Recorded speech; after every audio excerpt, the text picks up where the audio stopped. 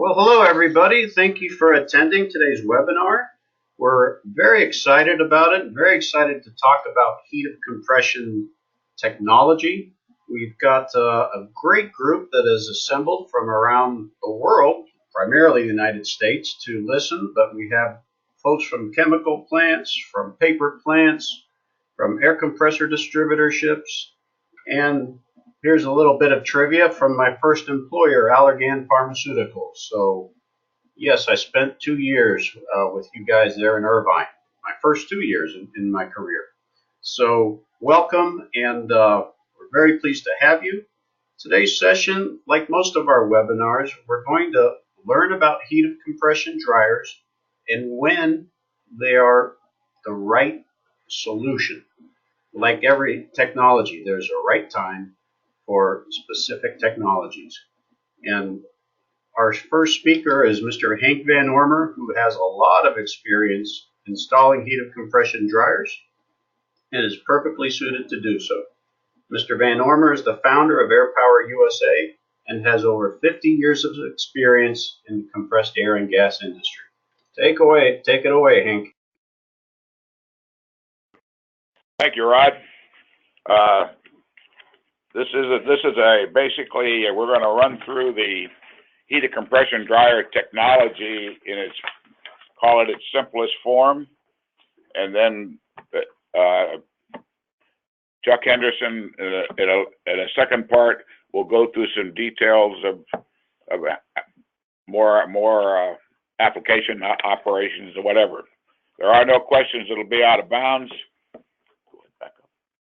Heat of compression desiccant dryers, a technology that's been commercially available and utilized for over 40 years. Yet today, in our business of plant auditing and checking and system design, we find it's often misunderstood and subsequently ignored when it's the appropriate technology for the application. There is no other compressed air drying technology that has lower operating and inherent maintenance costs when it can be applied to the conditions. As we go through this, there are kind of two basic types of heat of compression dryers. One is a full flow, and the other is called split stream. Split stream uses a fixed percentage of the full flow hot discharge air during regeneration. This regeneration is not lost, and sometimes people forget that, but dried and returned to the system. Full flow uses all of the hot discharge air available from the compressor for regeneration. This regeneration air is also not lost and is dried and returned to the system. For this particular presentation, and in view of the time limitations, we will only be talking about the full flow type. This is a basic drawing of a heat of compression dryer. And we'll get into this again in more detail, but it's basically a full flow heat of compression dryer, two towers. One tower is regenerating, one tower is drying. Non-lubricated hot compressed air comes from the compressor, and goes to the regenerating tower where it regenerates, and it goes to an aftercooler, then it goes to the drying tower. We're getting more detail on that. I want to specify non-lubricated air. That's air that has had no oil in the compression chamber and has not been through the aftercooler. So what is heat of compression, and why is it, quote, energy free? And then this is the basis of HOC. Compressed air is a very inefficient transfer of energy. It takes about 8 horsepower of electric input energy to produce 1 horsepower worth of work at a 100-pound class compressor. The 7 horsepower worth of energy that went into the compressing the air and didn't produce any work shows up as heat of compression. If we can utilize this heat with little or no additional energy input, then the heat of compression is free. That's simple. I just get in this little bit of terminology so I know where we are here. This is a typical relative humidity. A cubic foot of air can hold a certain amount of water in vapor form based on its temperature and its pressure. Higher pressure holds more water vapor holds less water. Higher pressure holds less water vapor in vapor form than lower pressure.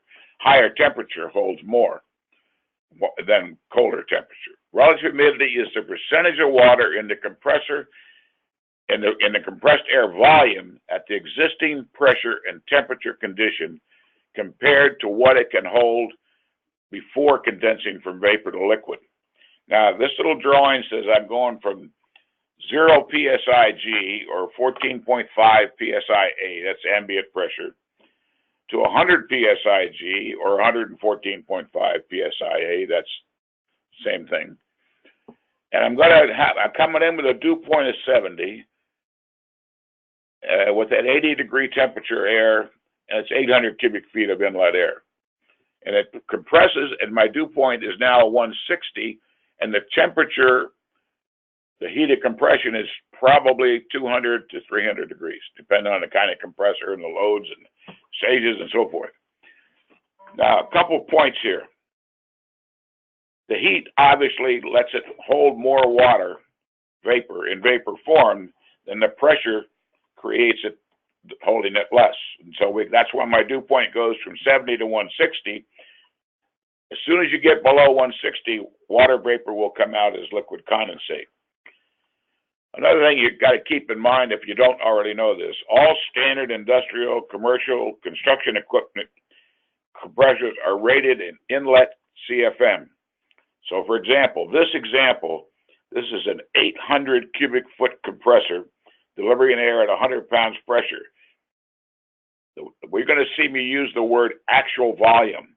The actual volume at 100 pounds in this particular example is 100 cubic feet of air at 100 pounds pressure. But in the compressor rating, it's still an 800 cubic foot compressor. It doesn't matter what pressure it goes at. So now we talk about actual volume. That's what carries the moisture load. Now, this just a little bit more terminology. Desiccant drying process. These are some typical. These are some typical desiccant dryers and common heated full flow types, and they all dry the same way. The compressed air comes into the drying tower. It's gone through. Well, in most cases, it comes in at 100 degrees. On the ones we're looking at, not on heated compression, comes in at 100 degrees temperature, saturated. That's the normal rating. You can build them for different ratings. And the moisture, the vapor, then moves to the beads and the bed. And that's how, and even in a heated compression dryer, the same thing is occurring in a different step, which we'll get to that. In other words, the heated compression does the same thing. Its drying tower is receiving after cooled air, and it takes out the water vapor on the beads. The heated part, whether we're talking blower purge or heatless or heater or whatever type or heated compression, is how you regenerate the wet bed while the opposite bed is still drying. Now, all desiccant regeneration is basically the same from the standpoint of what's happening. The regeneration occurs moving from the left bead, where I apply some heat or some dry air around it with a lower relative humidity. The water vapor moves from the bead on the left to the bead on the right, where then purge air goes over that bead, picks up the water vapor and takes it out. In heated dryers, the heat is added to the purge air, to increase the relative humidity differential. Now, don't lose sight of something. An HOC is still a heated dryer, but it works a little different than what we're saying right here. Why does the water vapor move? This is a key to all this type of drying. Fixed law of dispersion, where there's an imbalance in concentration, in this case water vapor, relative humidity, the vapor will always move from the high concentration level to the low concentration level, trying to equalize regardless of flow direction.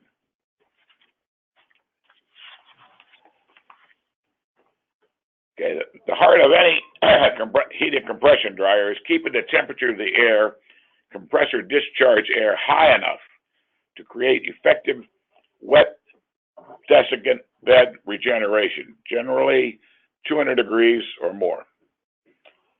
Doesn't say you can't operate lower, but that's where you want to be. Basic limitations. What's the actual volume of the air compressor discharge air available in CFM at pressure to hold the water vapor? Got to be able to carry it away. The temperature of the air compressor discharge air being utilized for moisture removal. And the compressed air has to come from a non-lubricated compressor. Now, hot air holds more air in vapor form, and we call that in grains per cubic foot, than cooler air. Now, most of the dryers all do the same thing. The HOC dryer is taking the after-cool, most of the other, all except for the HOC dryer, take in after-cool air at 100 degrees and then lose the purge. And then they have to apply some for regeneration. They have to apply some heater energy and or purge air or some type of purge. So they have purge that's used, most of the time lost, and a heater energy to drive that heat up. The heated compression doesn't work similarly, but not the same.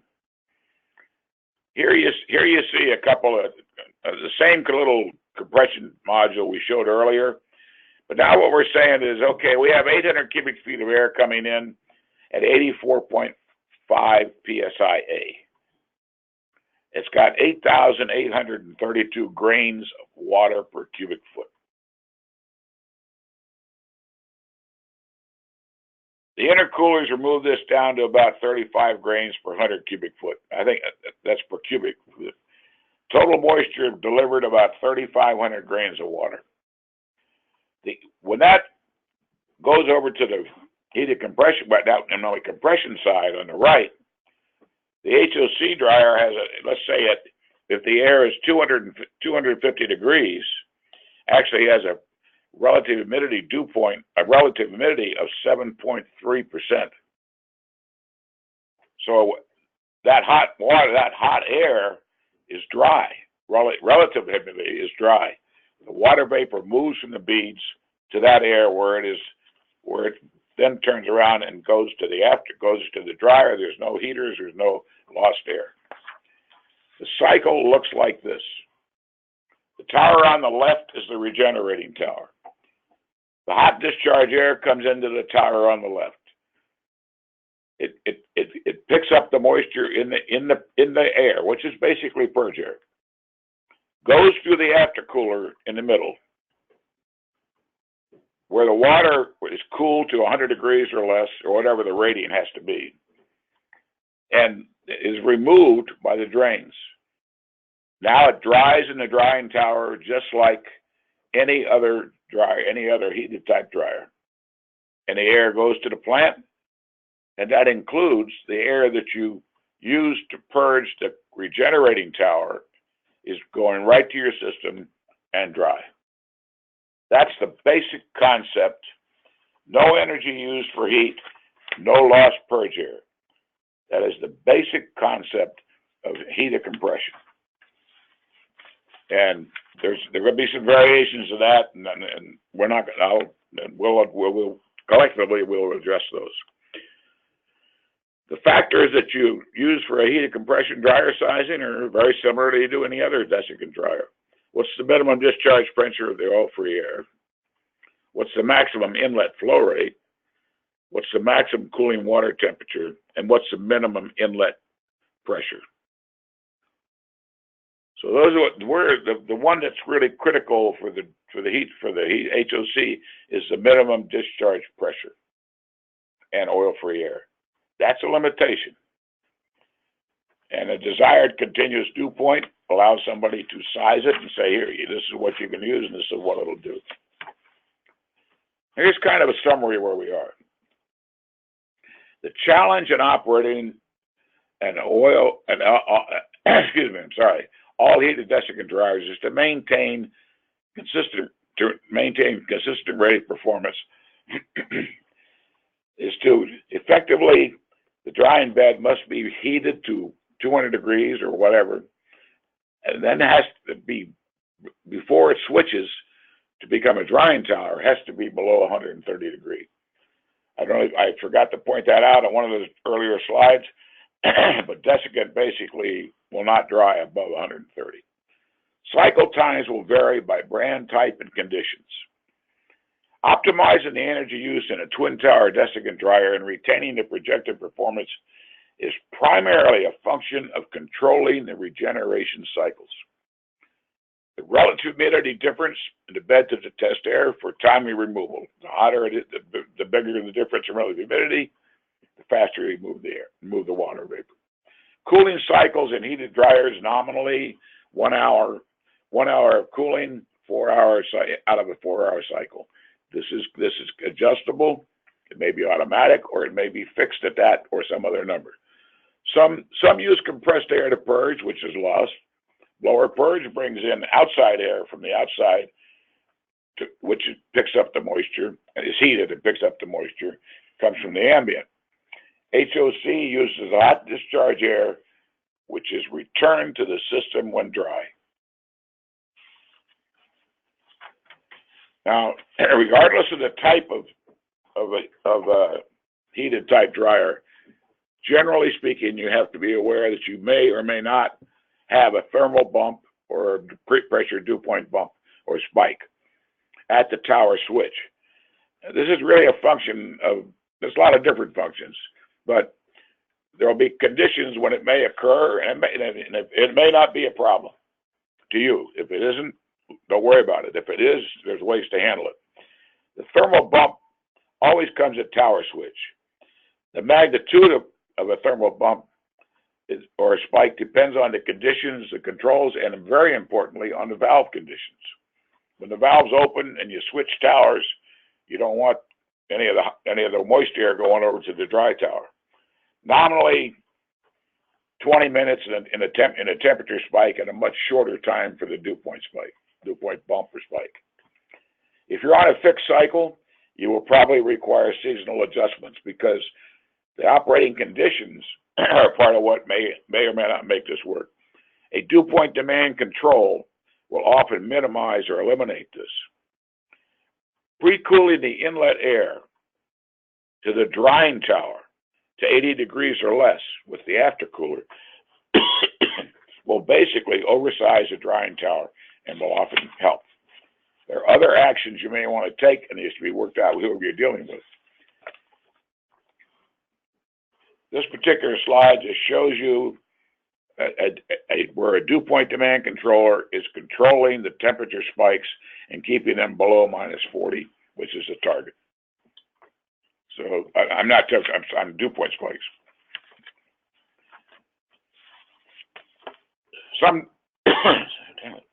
Sometimes, if you have to go this far, we have what's called sweep air or dry gas cooling.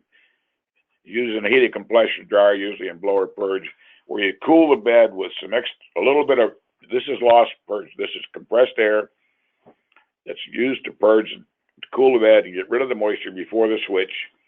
And if you're using a 4,000 CFM dryer, which we're going to use in the comparison table, a blower purge dryer will probably use about 5% of its normal flow. In this case, it would be 200 CFM for maybe 60 minutes out of its cycle. That's about an average of about 50 cubic feet. heated compression dryer would use a similar, if it's needed, would use a similar dry gas cooling or compressed air, 2% of the rated flow for about 90 minutes out of a 240 minute cycle, which averages about 30 cubic feet. In practice, this is usually only required when conditions demand it. But this is an option that is on almost all dryers if you want them.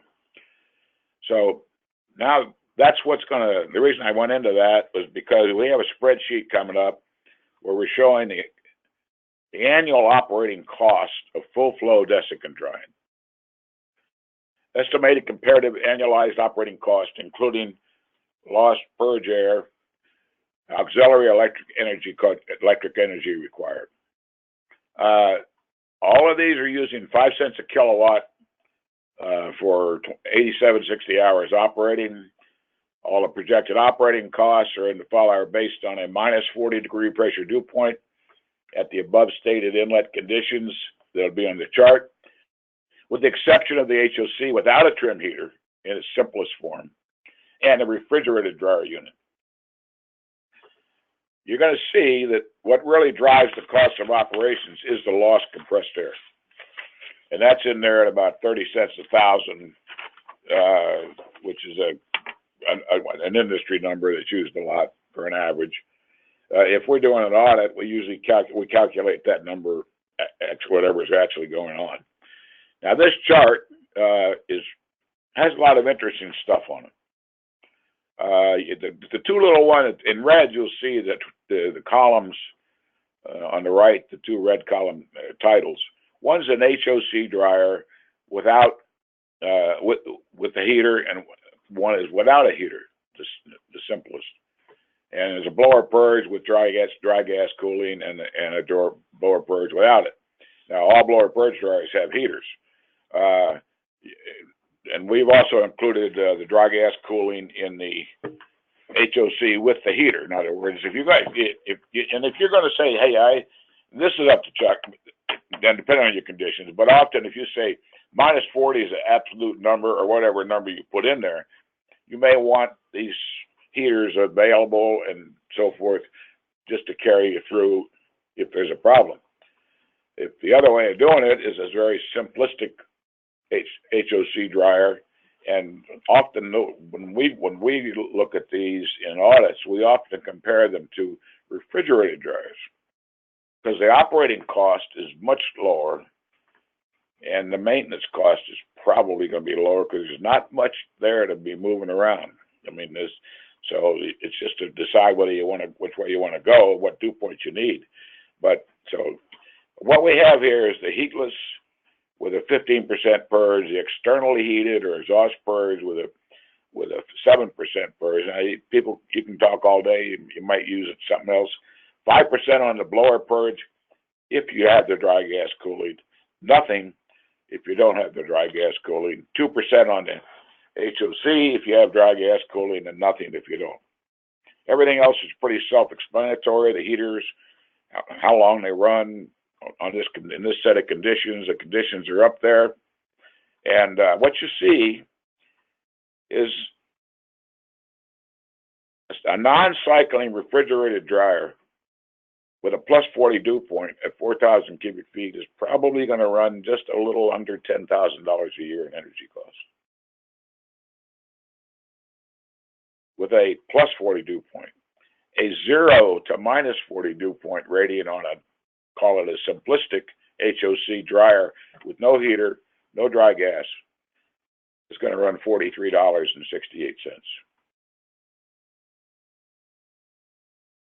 If you add the HOC with the trim cooler, and it comes out around $5,000.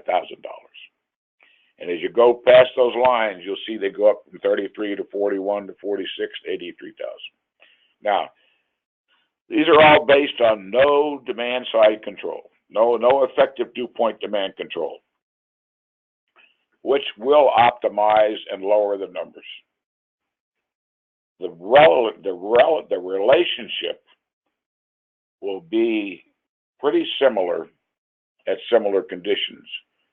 They'll all come down together if you put on the Dewpoint demand control.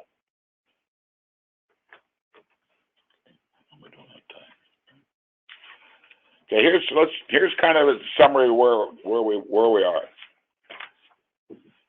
The heated compression dryer, the hot air discharges from the oil-free compressor or a non-lubricated compressor and enters the dryer at very low relative humidity in the regeneration tower where it picks up the water vapor. The hot, wet air then goes to the aftercooler where the temperature is reduced to 100 degrees or less.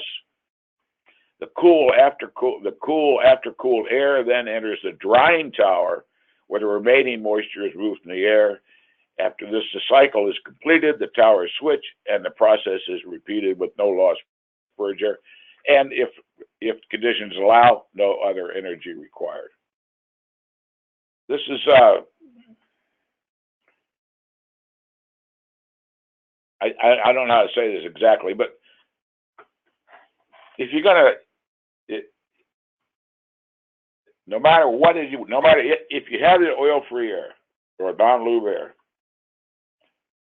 it's always going to be the lowest cost dryer to operate.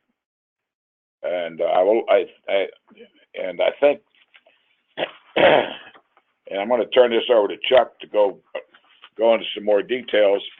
And thank you very much for listening, and hope you're interested. Okay, thank you very much, Hank. Our next speaker is Chuck Henderson. Mr. Henderson is the Vice President of Henderson Engineering Corporation, which is a manufacturer of desiccant air dryers based in Schaumburg, Illinois. Take it away, Chuck. Thanks, Rod, and thank you, Hank. Appreciate that. And I want to say hi to all the people I've met that are listening in over the 40-plus years I've been doing this. I really appreciate your joining us. So if you need to reach me, Chuck Henderson at SaharaHenderson.com. We're going to have some pictures of dryers, and usually when you see heat of compression dryers, you're going to have multiple dryers installed. And the next slide.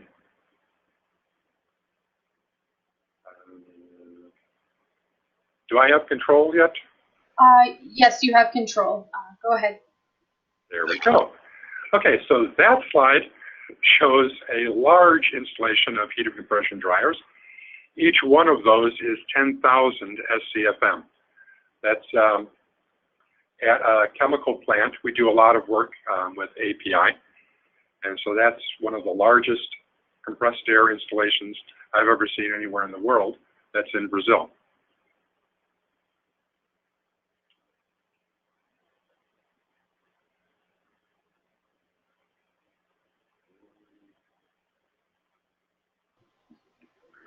Chuck, did you need help getting the slide advanced? Yes. Yeah, it doesn't seem like it's advancing. Okay. I'll be happy to do it for you. Just let me know when to proceed. Okay. Okay, so with any mechanical device, there's two things that you have to have correct. One is your basic design, and second is your choice of components.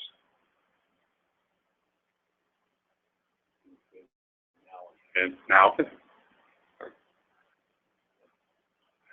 so the basic design for heat of compression, the regeneration has to be full flow. This is important because compressor loads vary. You never have a compressor that's running 100% all of the time.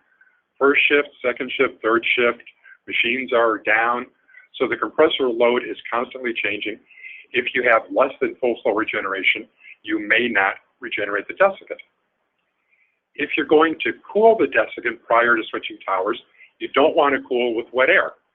Cooling with wet air preloads the desiccant, increases the dew point, and makes it very difficult to get a low dew point. If you don't have enough discharge temperature from the compressor, you don't want to put a heater at the inlet of the dryer. That's going to add pressure drop all of the time, and now the dryer isn't energy free anymore. An inlet heater consumes a significant amount of energy, typically more than a blower birch dryer. And if you have multiple aftercoolers, you're going to be using more cooling water, and you have more components that can fail. So this is your basic design. The key really is you've got to have full flow regeneration. Next, please. And your choice of components. You have to have valves that are bubble tight. If a valve leaks, you're going to have wet air leaking across to dry air. And it doesn't take much wet air to contaminate dry air and cause the dew point to rise dramatically. So you have to have two-way valves, high-performance butterfly valves that are leak tight. If you have a heat of compression dryer with multi-port valves, a three-way or a four-way valve, those valves are going to leak, and the dryer can't get you good dew points. Other little things that have to perform on the dryer is the drain traps. If the drain trap fails, well, where does the water go? And so it's critical that the drain traps work all of the time. Separators have to be efficient at 0 to 100% flow. If you don't have a separator that works all of the time, you're not separating the liquid water from the vapor, from the airstream. You're not removing the drain traps. You're contaminating the desiccant bed. You're getting higher dew points. Next. So we're going to talk about a few myths and the truth. You don't need 350 degrees from the compressor in order to regenerate. We have heat of compression dryers that have been in operation for decades at less than 200 degrees Fahrenheit or 93 degrees centigrade. Next. The compressor doesn't have to run 100% of the time. You rarely see a compressor that does. The key is the compressor has to be loaded enough to generate temperature. If you have a compressor that's on 5 minutes a day, that's not lightly loaded, that's no load. So the compressor has to be running enough to maintain temperature. If the system is so lightly loaded that you don't have temperature, with one of our heat of compression designs, the HC, there are some options available to correct that situation. So you can actually operate heat of compression with no load, essentially. Next, please. If the compressor is down, the dryer doesn't have to be down. Sometimes you see installations where there's one compressor and one dryer. So it's a synergistic match. That's nice, but that means that if either the compressor or the dryer is down for maintenance or something broke, the entire system is down. With our HC design, you can actually operate portable rental compressors in either heat of compression mode or in a heatless mode simply by hitting a switch on the control panel and opening a valve. So heat of compression can operate under any set of conditions. Next. And you don't have to run one compressor into one dryer. You can mix and match. You can have multiple compressors. You can have centrifugals, dry screws, even oil-free reciprocating compressors going into a common manifold into a heat of compression dryer. So it's common to see one compressor, one dryer. It's also common to see 2, 3, 4 compressors manifolded into a common dryer. We always like to have redundancy. So sometimes you'll see 2 dryers at 100%, or you'll see 3 dryers at 50%. This gives you backup, so if something is down for maintenance or something broke, you're not shut down. Next, please. Pressure drop isn't high. The pressure drop of heat of compression may appear higher than other dryers because the air on heat of compression goes into both towers. Your process air goes into the regenerating tower, then the drying tower. So there's about 1/4 of a PSI higher pressure drop on heat of compression versus heatless heated blower purge. Plus the aftercooler separator that are required for all dryers is now on the heat of compression dryer skid. So the 1 pound pressure drop of the aftercooler separator that's in front of a heatless or heated dryer is now part of the heat of compression dryer. So we recognize that pressure drop is a concern and try to oversize the dryers to minimize pressure loss. Next. If the compressor discharge temperature is low, you don't have to heat all of the air. You can put a trim heater on and basically operate heat of compression in 3 methods of regeneration.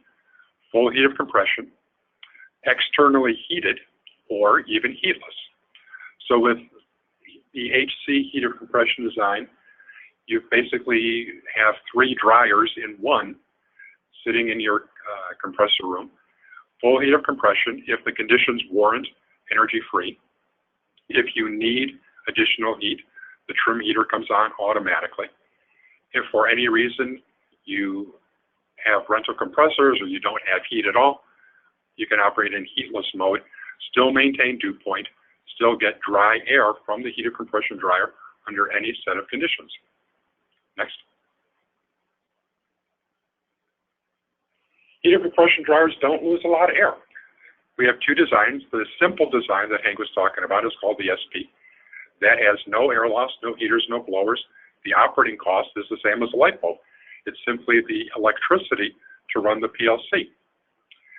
The other design we have, the HC, has a stripping cycle and a cooling cycle to eliminate fluctuations in dew point and deliver constant flatline dew points. Now the dryers in that picture, I apologize, that's the only time we had the 2 beasts together where we get a picture of them. That's 2 30,000 CFM dryers that were shipped to Australia for a huge LNG facility. As big as these dryers are, and you see one of our welders standing next to them, the documentation for this API project was probably bigger. We do a lot of work with customization in API where the documents are simply incredible. So 30,000 CFM dryers are actually kind of common for us. We're building another one right now. Next, please. Heat of compression dryers can deliver low dew points. We have HOC dryers delivering flatline -100 and lower. Here's one customer. We took a screenshot. It's -148 degrees Fahrenheit pressure dew point. Next. And we can connect the controls to your PLC, to your DCS system in the control room. You can pull up operation of the dryer, see exactly what's going on at all times, maintain a constant record of dryer performance. You want to switch towers based on dew point instead of time. That optimizes dryer performance, so it compensates for fluctuations in compressor load and allows the dryer basically to give you the kind of dew points you want. If you need -40, no problem, the dryers can give it to you. If you can accept a little higher dew points, if the dew point of a refrigerant dryer is okay, then the lower dew points of an SP with lower operating cost and enhanced reliability would be a good choice. Next. Thank you. I appreciate the opportunity to talk to you about this. That is my welding crew standing inside the shell of one of those 30,000 CFM towers. Because of the size of this equipment, we actually had to build an expansion to our factory to make it easier to maneuver huge dryers of this size. So we're able to make dryers from a few CFM up to, actually we've done 50,000 CFM single machines. So thank you very much. I appreciate the opportunity to talk to you about heat of compression dryers and look forward to any questions. All right. Thank you very much, Mr. Henderson. Now we will transition to the Q&A section of the webinar.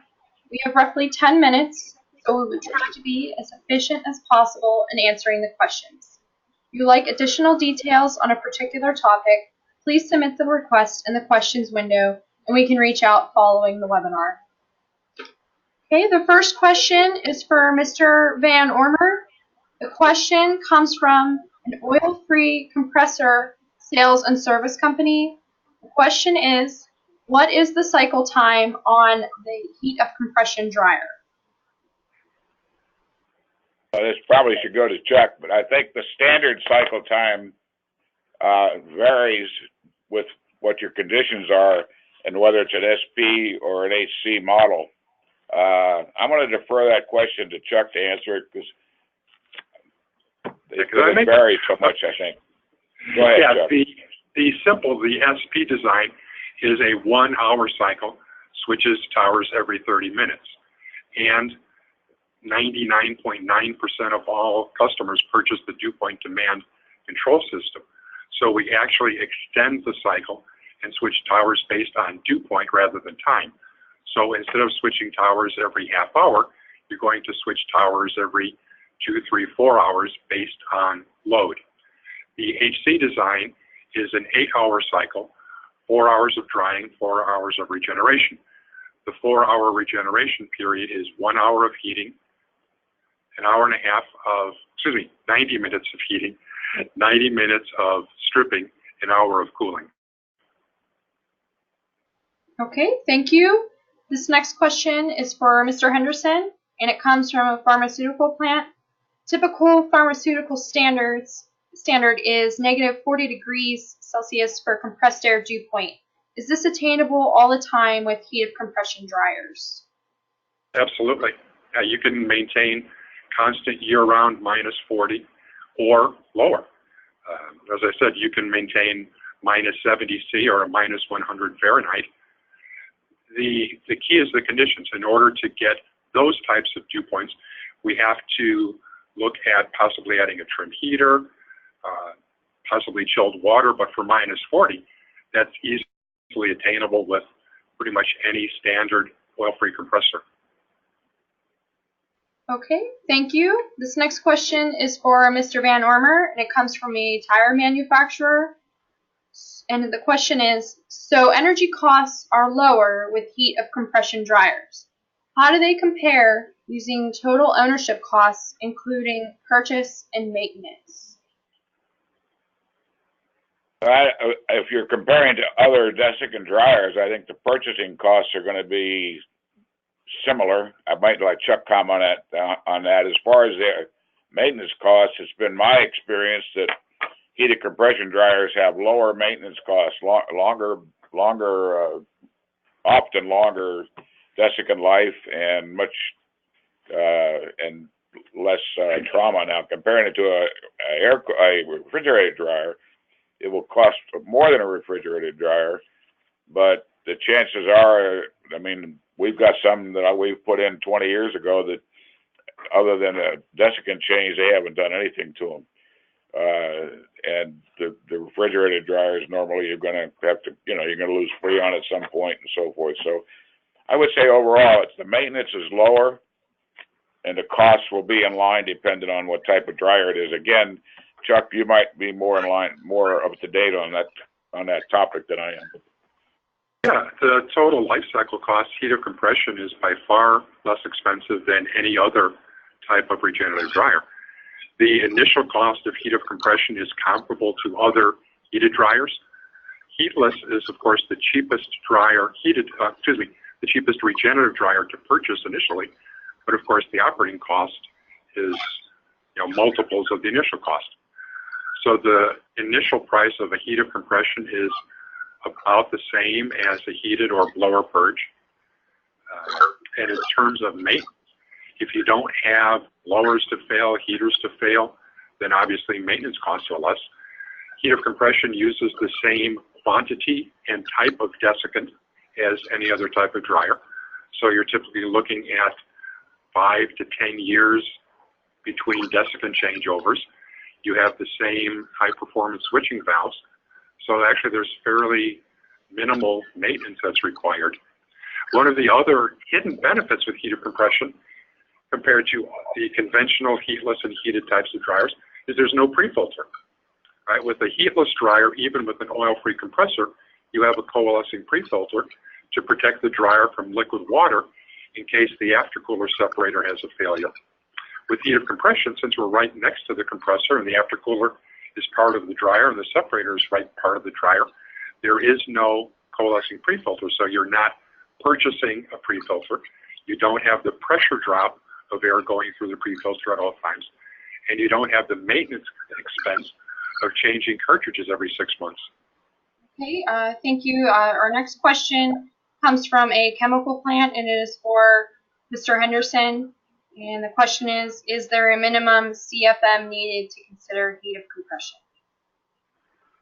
Well, we make them as small as 100 SCFM, but when it's free to dry air, the more air you dry, the freer it is, the better it is. So we actually make more dryers above 1,000 CFM than we do below 1,000 CFM. Okay, thank you. This next question is for Mr. Van Ormer, and it comes from a utility incentive program. Question is, why are heat of compression dryers only used with oil-free air compressors? Well,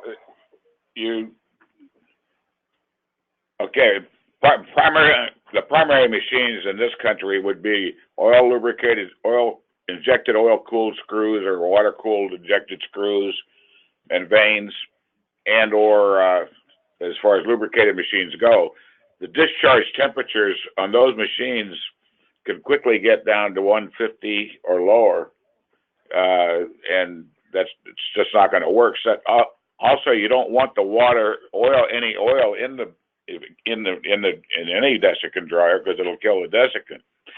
If you have a lubricated reciprocating compressor that's running 350, which is probably that would be pretty cool for a hot running machine, or even 400, you're going to be pushing oil vapor into the discharge air. Now, the only way to get it out would be to run it through the aftercooler and cool it down, and then take out the water vapor with the condensate, or the oil vapor with the condensate. So now you got to reheat the air again. So it just doesn't make sense to try to fight it. I mean, people have done that, and you're trying to get the air when it's hot, not have to add any extra abnormal amounts of heat to keep it up. But if you do that with a lubricated machine, your chances are excellent of getting too much oil in either aerosol and or vapor form into it. And again, Chuck, you may have some comments on that. Yeah, well, you can't really effectively filter oil at high temperatures. We've tried, and bad things happen. The filters tend to blow up. So we've learned not to try that ever again. Also, if you're putting oil on the desiccant, you contaminate the desiccant, and the desiccant, the dryer, has a possibility of catching fire. I think there's really a trend today to go to more oil-free compressors just from a safety point of view and environmental. So heat of compression is limited to non-lubricated compressors just because you can't filter oil even at the high temperature, the relatively low temperature from an oil-flooded rotary. An oil-flooded rotary is 160 to 180 degrees Fahrenheit, and oil is still in vapor form. You can't effectively filter it. It's got to be cooled to 100 degrees Fahrenheit or less before a filter works. Okay, thank you. This next question is for Mr. Henderson. Do the dryers work at 50% flow from the air compressor? Yes, absolutely. You can actually get down with the HC to 15% load, with the SP 25% load. And again, the key for loading is the compressor has to be loaded enough to generate temperature. As long as you have temperature at the inlet of the dryer, so the dryer has to be located reasonably close to the compressor, and you want to insulate the pipe between the compressor and the dryer to minimize heat loss. We're measuring temperature as it's coming into the regenerating tower, and again, the hotter the better. The temperature helps to determine the ultimate dew point. That's one of the factors that tells us what the dew point is going to be. The other factor that's critical is the temperature of the air that we're drying. So if you have cold water, chilled water, if we're able to reduce the drying temperature below 100 degrees Fahrenheit, that also allows the dryer to deliver very low dew points. All right, thank you very much, Mr. Henderson. That takes us to the end of our allotted time.